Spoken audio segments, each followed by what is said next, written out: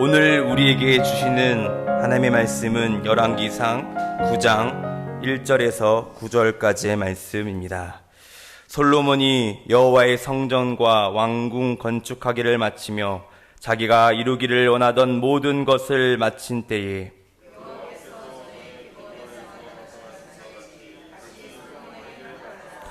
여호와께서 그에게 이르시되 내 기도와 내가 내 앞에서 간구한 말을 내가 들었은즉 나는 내가 건축한 이 성전을 거룩하게 구별하여 내 이름을 영원히 그곳에 두며 내 눈길과 내 마음이 항상 거기에 있으리니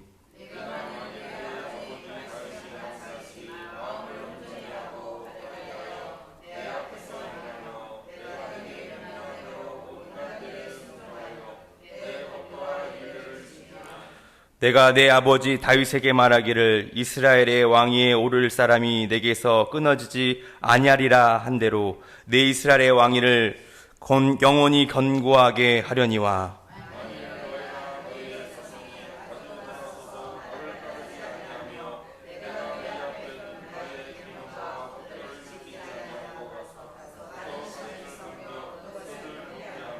내가 이스라엘 내가 그들에게 준 땅에서 끊어버릴 것이요 내 이름을 위하여 내가 거룩하게 구별한 이 성전이라도 내 앞에서 던져버리니 이스라엘은 모든 민족 가운데서 속담거리와 이야기거리가 될 것이며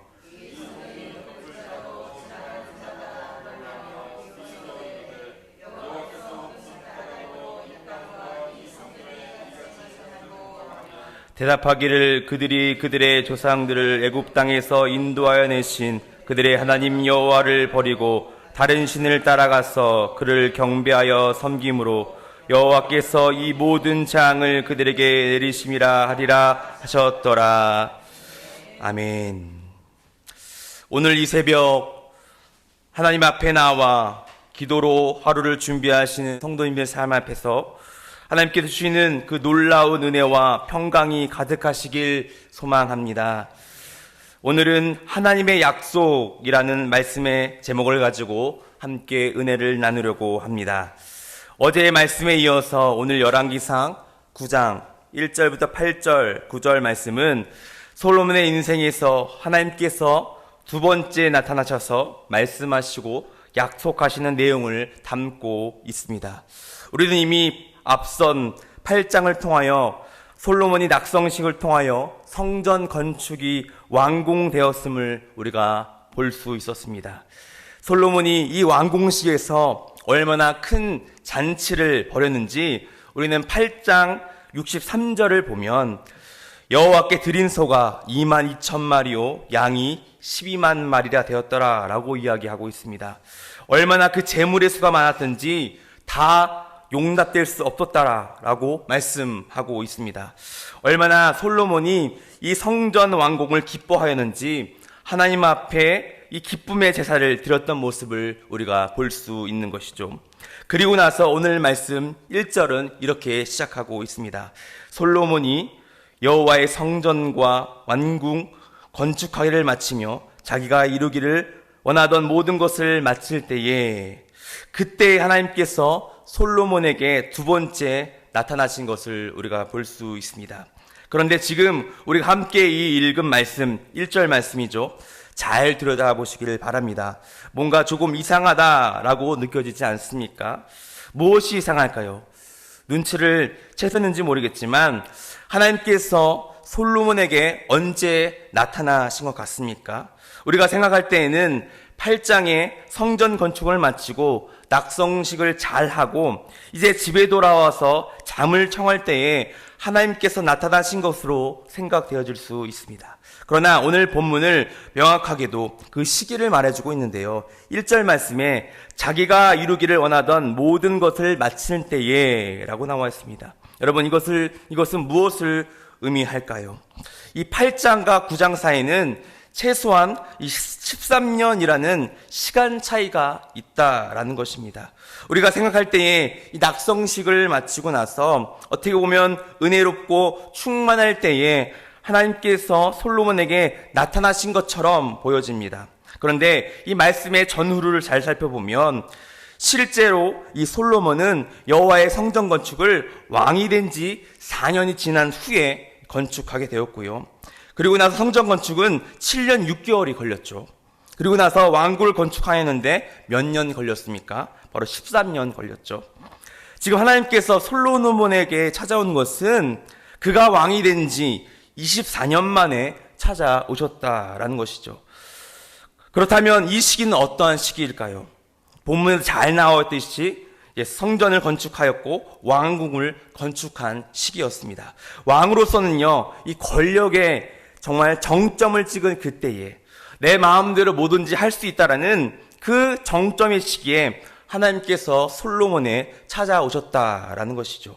그럼 하나님께서는 솔로몬에게 찾아오셔서 무엇을 이야기하고 계십니까? 오늘 본문 말씀 3절 말씀을 보니까 여호와께서 그에게 이르시되 내 기도와 내가 내 앞에서 간구한 바를 내가 들었은즉 나는 내가 건축한 이 성전을 거룩하게 구별하여 내 이름을 영원히 그곳에 두며 내 눈길과 내 마음이 항상 거기에 있으리니 라고 나와 있습니다. 지금 하나님께서 하신 말씀을 보면 조금 뜬금없다라고 생각되어집니다. 이 8장과 9장 사이에 이 13년이라는 시간을 있다는 것을 예상하지 못한 것은 바로 이 말씀 때문이라는 것이죠. 만약에 이 8장과 9장 사이에 이 시간이 없다고 한다면 아주 적절한 말씀일 것입니다.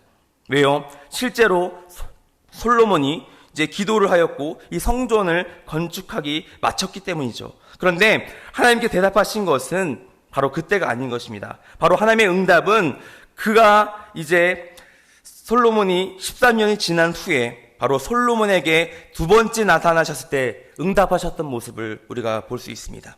그렇다면 우리 생각에 여호와 하나님께서 그때에 그렇게 성대하게 모든 백성이 함께 언약하며 기도할 그때 나타나셔서 너의 간구한 기도를 들었노라. 그리고 이 성전을 구별하고 네 이름을 영원히 거룩한 곳에 두며 내 마음을 거기에 있다라고 하나님께서 이때에 하나님께서 응답하셨으면 얼마나 좋았을까요? 이왕이면 임재하셨을 때 하나님께서 응답하셨고 또 그러한 모습을 보였으면 얼마나 좋아 보였을까요? 그런데 하나님께서는 그때 하나님께서 응답하시 않은 모습을 볼 수 있습니다.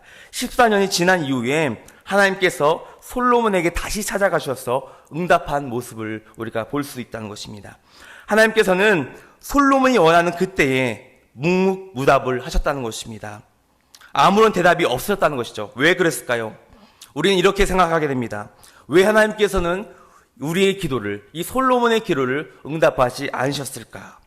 그렇게 솔로몬이 멋지게 낙성식을 하였을 때 여호와의 영광이 드러나며 응답하셨으면 얼마나 멋진 그림인데 왜 하나님께서는 이렇게 응답하지 않으셨을까요?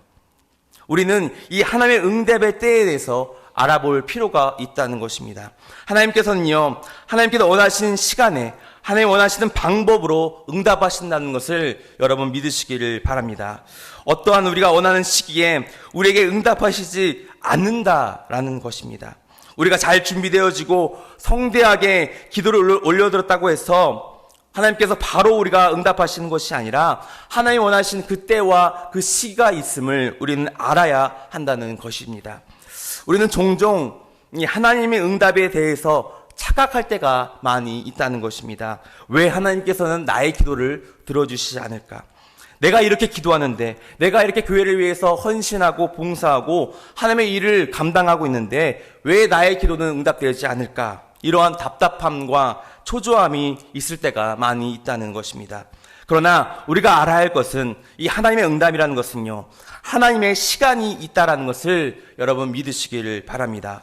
하나님께서 원하시고 말씀하시기 원하시는 그 시기와 방법이 있다는 것입니다. 그러니 우리가 기도함에 있어서 낙심하지 말아야 할 것입니다. 우리가 기도하다가 지치며 낙심하는 이유가 무엇입니까? 내가 원하는 시기에 그 응답이 되지 않기 때문에 우리는 낙심한다는 것입니다. 오늘 본문에서도 솔로몬의 그 위대한 기도 응답에도 13년 만에 응답했던 모습을 우리가 볼 수 있습니다. 만약에 하나님께서 그 낙성식에서 바로 솔로몬에 응답하셨다면 솔로몬은 얼마나 교만하였을까요? 가뜩이나 솔로몬의 지혜로 그 위엄과 위상이 하늘을 찔렀는데 그 자리에서 하나님께서 응답하셨더라면 아마 솔로몬은요 더 이상 올라갈 자리가 없을 정도로 교만해졌을 것입니다. 그래서 하나님께서는 그때에 솔로몬이 모든 것을 다 이뤘을 그때에 솔로몬이 모든 것을 다 가졌다라고 이렇게 여겼을 때에 하나님께서는 그때 응답하지 아니하시고 14년 만에, 그리고 솔로몬이 왕이 된 지 24년 만에 하나님께서는 그때 솔로몬에게 다시 나타나셔서 약속된 말씀을 이야기하고 계셨다는 것을 여러분 믿으시길 바랍니다. 이것이 하나님께서 응답하시는 방법임을 여러분 믿으시기를 바랍니다. 우리가 원하는 때에 응답하시는 하나님이 아니라 하나님께서 응답하시기 원하는 그 시기와 그때가 있기에 우리는 우리의 기도를 쉬지 않고 인내해야 됨을 여러분 믿으시길 바랍니다. 오늘 말씀에서 하나님께서는 솔로몬에게 나타나시어 약속된 말씀을 되새기시면서 그 간곡하게 말씀하시는 내용이 있습니다. 그 말씀이 3절에서 9절 말씀에 등장하고 있는데요. 그 내용을 간략하게 보자면 4절 말씀입니다. 내가 만일 내 아버지 다윗이 행함같이 마음을 온전히 하고 바르게 하여 내 앞에서 행하며 내가 내게 명령한 대로 온갖 일을 순종하여 내 법도와 율례를 지키면 라고 나와 있습니다. 그리고 5절 후반절에 보면 너의 나라와 너의 왕위가 영원히 견고히 세울 것이다 라고 하나님께서 약속하고 계십니다.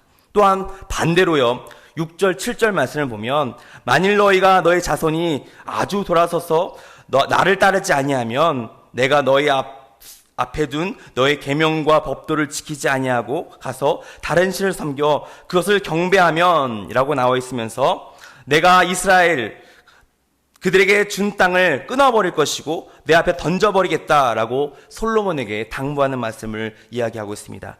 다시 말해서 너희가 내가 알려준 이 법도와 율례를 지키면 너의 나라가 영원히 설 것이고 그렇지 아니하면 너의 법도가 율례에 따르지 아니하면 너희를 버릴 것이다 라고 하나님께서 솔로몬에게 약속하고 계시고 있다는 것입니다. 심지어는요 너희가 이렇게 공을 들여 세운 이 성전, 너희가 거룩하게 생각할 이 성전이라도 너희 예배를 받지 않겠다, 너의 성전이 아무것도 아니다라는 것을 오늘 말씀에서 당부하고 있다는 것입니다. 우리는 이걸 통해서 무엇을 알 수 있습니까? 제 아무리 나라의 권력과 힘을 가진 왕이라 할지라도 제 아무리 지혜가 충만한 이 부귀 권세를 가진 이 사람이 할지라도 하나님 앞에서는 아무것도 아닌 이 피조물이라는 것입니다. 이 모든 것은 하나님의 통치함 앞에 있다는 것을 오늘 말씀을 통해 깨달아야 한다는 것입니다. 우리가 믿는 우리 하나님은요 우리가 가볍게 여기는 분이 아니시라는 겁니다. 그저 우리가 믿음 생활하면서 우리가 원할 때에 우리가 기도에 응답하시는 어떠한 요술렘부 진인처럼 응답하시는 그런 하나님이 아니라 우리의 기도와 간구에 신음을 기르시며 그 약속을 꾸준히 이뤄나가시고 결국에는 그 약속을 이루신다는 하나님임을 여러분 믿으시며 더욱더 기도에 정진하시고 인내하시는 저와 여러분들의 삶이 되시길 간절히 바랍니다. 이제 말씀을 정리합니다. 오늘 하나님께서는 여호와의 성전 그 왕궁이 지어지는 그 시기 가운데에 13년 만에 다시 한번 솔로몬이 나타나시어 약속된 말씀을 우리에게 말씀을 보여주고 있습니다. 그 신실하신 하나님께서는 13년이 지났지만 솔로몬의 그 기도와 축복의 응답으로 정확하게 그리고 신실하게 응답하셨음을 오늘 본문을 통하여 말씀하고 있는 바입니다. 그리고요 신실하시고 놀라운 응답에는 반드시 우리가 지켜야 할 주권이 있다고 이야기하겠습니다. 그 말씀이 8절 9절에서도 이야기하고 있는데요 8절 말씀 9절 말씀을 보시면 이 성전이 높을지라도 지나가는 자마다 놀라며 비웃어 이르되 여호와께서 무슨 까닭으로 그 땅과 이 성전에 이같이 행하셨는가 하면 대답하기를 그들이 그들의 조상들을 애굽 땅에서 인도해내신 그들의 하나님 여호와를 버리고 다른 신을 따라가서 그를 경배하며 섬김으로 여호와께서 이 모든 장을 그들에게 내리심이라 하리라 하셨더라. 무슨 말입니까? 너희가 나 여호와를 버리고 다른 신을 섬기면 너희가 아무리 지은 그 높은 성전일지라도 다 무너지게 할 것이다 라고 이야기하고 있습니다. 실제로 이스라엘 백성들은요 여호와 하나님을 버리고 다른 신을 섬기자 400년이 되지 않아서 하나님의 여호와의 말씀대로 그 여호와의 성전이 무너졌음을 우리는 하나님의 말씀과 역사를 통해서 알게 될 것입니다. 사랑하는 소망의 성도님들, 오늘 말씀을 통하여 우리가 분명히 이야기하고 있습니다. 하나님께서는 원하시는 그때가 있음을, 또한 우리가 하나님께서 원하시는 그 시기와 방법이 있음을 여러분 믿으시기를 바랍니다. 그리고 그분의 섭리와 계획은 어떠한 방법일지라도 분명히 이루어지고 약속되어짐을 오늘 말씀은 이야기하고 있습니다.